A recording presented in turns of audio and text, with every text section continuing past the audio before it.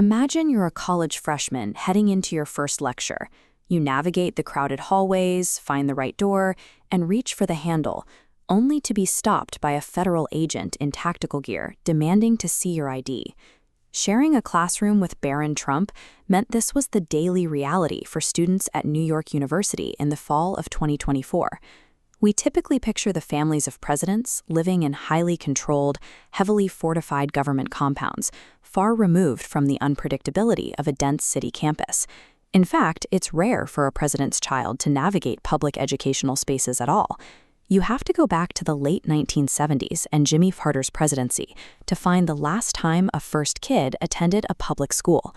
When a protectee lives and studies in the heart of Manhattan, their personal education begins to intersect with the city's public infrastructure.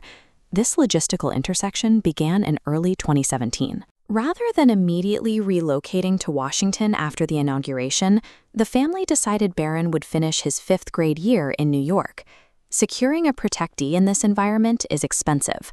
Protecting the family in Trump Tower cost local taxpayers an estimated $1 million a day. To manage the school run without shutting down Fifth Avenue, the NYPD and Secret Service used a rolling pattern. The system closes an intersection seconds before the motorcade arrives and reopens it immediately, ensuring the protected vehicles never stop.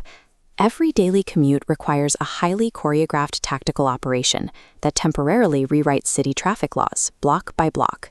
The security challenge starts long before the protectee reaches the campus gates. Announcing a school choice is itself treated as a threat vector. In 2017, officials delayed confirming Barron's enrollment at a Maryland prep school, specifically to avoid protests while classes were in session. When he enrolled at NYU in 2024, the family made another tactical choice. Barron would live at home in Trump Tower, rather than moving into a downtown dorm. A standard college dormitory is incredibly difficult to secure. They are porous buildings, with hundreds of transient students and dozens of unchecked access points. Trump Tower, by contrast, already possessed established screening checkpoints, reinforced perimeters, and a heavily monitored entrance. Living at home during college wasn't a matter of luxury. It was a requirement for maintaining a manageable security perimeter. These security layers extend far above the street level.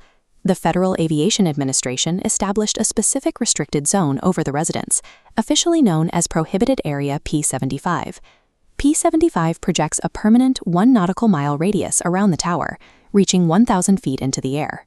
But viewed from above, the eastern edge is sliced flat along the East River, allowing vital helicopter traffic to operate just millimeters outside the restricted zone.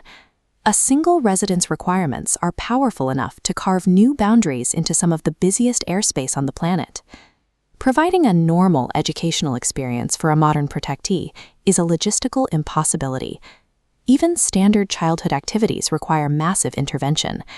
When Barron took a fifth-grade field trip to Washington, his 80 classmates were escorted by a detail of federal agents. Between the rolling street blockades, the fortified campus checkpoints, and the restricted flight paths overhead, the protective footprint is inescapable. The first kid bubble is a literal, physical, mobile fortress, a security envelope that dictates how every street, classroom, and flight path functions.